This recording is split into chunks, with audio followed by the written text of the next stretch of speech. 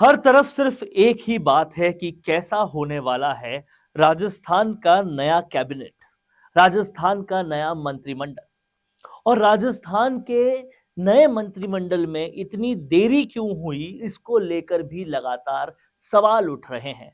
इन तमाम सवालों के जवाब और मंत्रिमंडल कैसा होगा, इसका पूरा एनालिसिस आपको इस वीडियो में मिलने वाला है। इसलिए इस वीडियो के आखिर तक बने रहिएगा।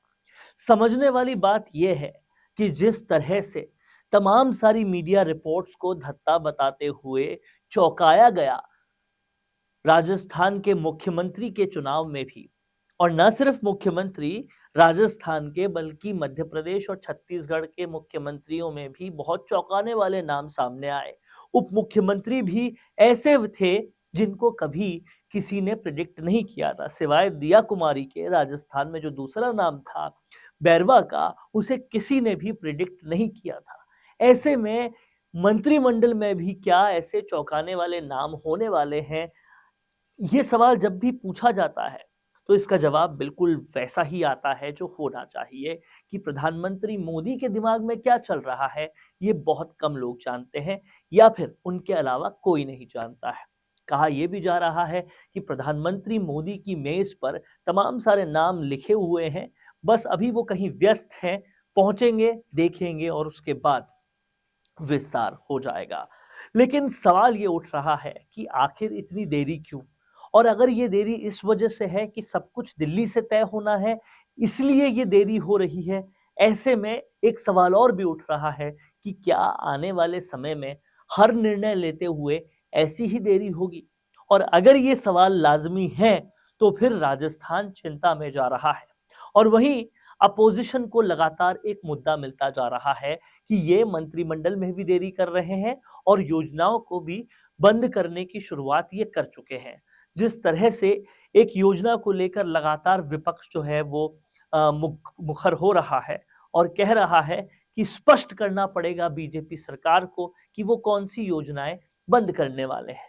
समझने वाली बात यह है कि मंत्रिमंडल फेरबदल करने में अगर ये देरी जो है वो इस वजह से हो रही है कि बहुत ही सोच समझकर ऐसा मंत्रिमंडल लाया जाएगा जिसमें नवाचार भी किए जाएंगे, नए लोग भी होंगे और कुछ अनुभवी लोग भी होंगे। जब इसका पूरा एनालिसिस मध्य प्रदेश और छत्तीसगढ़ को केंद्र में रखकर किया जाता है कि किस तरीके से वहां मंत्रिमंडल फेरबदल हुआ, तो समझ में आता है कि काफी सारे नए लोगों को मौका दिया गया है, पहली बार विधायकों को भी मौका दिया गया है, लेकिन अनुभव को भी पूरी तरह से छोड़ा नहीं गया है। जिस तरह से मध्य प्रदेश में कैलाश विजयवर्गीय को भी शपथ दिलाई गई, हालांकि वहां अभी पोर्टफोलियो अनाउंस नहीं हुआ है, पर ऐसा माना जा रहा है कि कैलाश विजयवर्गीय को बहुत ही जबरदस्त पोर्टफोलियो मिलने वाला है। कहा यह भी जा रहा है कि हिंदूवादी जो चेहरे होंगे उनको गृह मंत्रालय मिल सकता है। ऐसे में क्या राजस्थान में भी एक अनुभवी हिंदूवादी चेहरे को गृह मंत्रालय मिलेगा, ये समझने वाली बात है। दूसरी बात ये यहाँ पर कहा जा रहा है कि अब तक चली आ रही जो प्रणाली थी जहां पर चीफ मिनिस्टर ही अपने पास फिनेंस, होम और डिपार्टमेंट ऑफ पर्सनल रखता था, वो भी इस बार तोड़ी जाएगी और इस बार और लोगों को ये डिपार्टमेंट्स दिए जाएंगे जिससे कि पावर डिसेंट्रलाइज हो सके। लेकिन क्या ये पावर डिसेंट्रलाइजेशन का खेल केवल दिखाने भर का है क्योंकि चलने वाला सब कुछ दिल्ली से है? क्या पीएमओ चलाएगा राजस्थान का सीएमओ या राजस्थान का पूरा सिस्टम? ये समझने वाली बात है। हालांकि इस पर भी दो पक्षीय राय चल रही है। कई लोग कह रहे हैं अगर पीएमओ चलाए तो ज्यादा अच्छा है, तब सच में डबल इंजन की सरकार जैसे काम करेंगे, तब सच में राजस्थान में नया पैसा आएगा, राजस्थान कहीं ना कहीं प्रगति की राह पर जाएगा, क्योंकि अब तक राजस्थान का आर्थिक रूप से बेड़ा गर्क हो चुका है। राजस्थान लगभग 5.5 लाख करोड़ के लोन पर है और राजस्थान की बिजली कंपनियां जो है वो पूरी तरह से खत्म सी होती जा रही है। समझने वाली बात ये एक और भी है कि क्या अगले स्टेप होने वाले हैं इस सरकार के, क्योंकि कहीं ना कहीं कहा यह जा रहा था कि पिछली सरकार ने जो घोटाले किए हैं उनको रिव्यू किया जाएगा, पिछली सरकार ने जो अनर्गल रूप से आर्थिक भार डाला है राजस्थान पे, उनको भी वापस रिव्यू किया जाएगा, जिसमें सबसे पहले जिले बनाने वाली स्कीम थी, जो हद से ज्यादा जिले बांट दिए गए, घोषणा कर दी गई, उनका रिव्यू होगा। और समझने वाली बात यह भी है कि क्या मंत्रिमंडल के पूरे घोषणा के बाद तुरंत ये रिव्यू शुरू हो जाएंगे। अगर ये रिव्यू तुरंत शुरू हो जाते हैं तो कांग्रेस को कहने को एक मौका मिल जाएगा कि भाजपा हमारी सारी योजनाएं बंद कर रही है।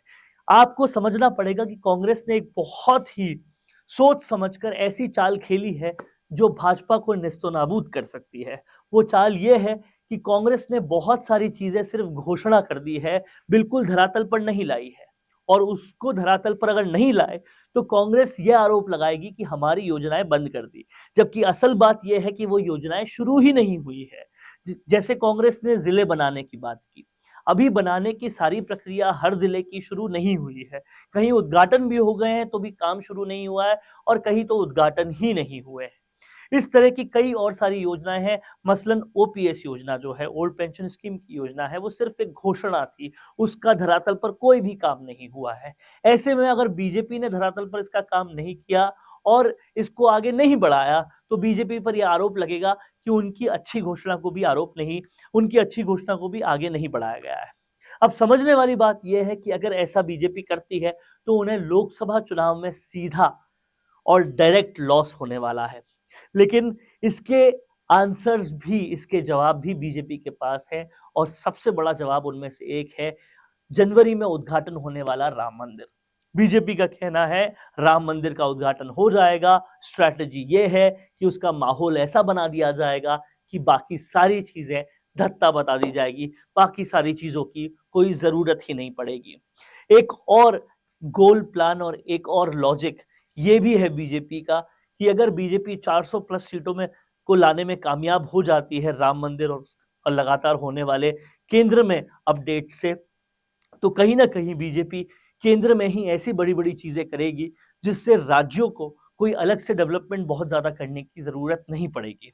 लेकिन देखने वाली बात यह होती है कि कांग्रेस जो राज्यों में नहीं हो रही चीजें हैं उनको कितने बड़े तरीके से उठाती है, कितने भरसक तरीके से उठाती है।